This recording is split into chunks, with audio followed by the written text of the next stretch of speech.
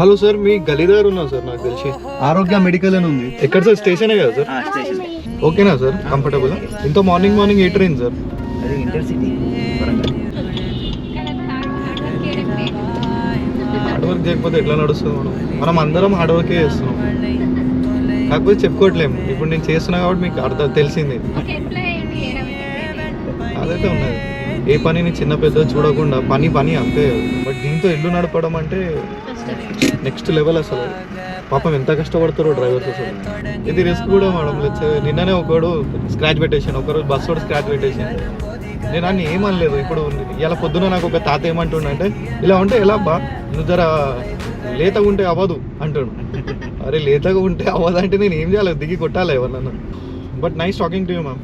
ఏదో లెట్సే మా ఇంట్లో వాళ్ళతో కూర్చున్నట్టే ఉన్నది, ఏదో మా అన్న వదిన వాళ్ళతో కూర్చున్నట్టే ఉన్నది. మనం మంచిగా మాట్లాడుకుంటూ వచ్చేసాం.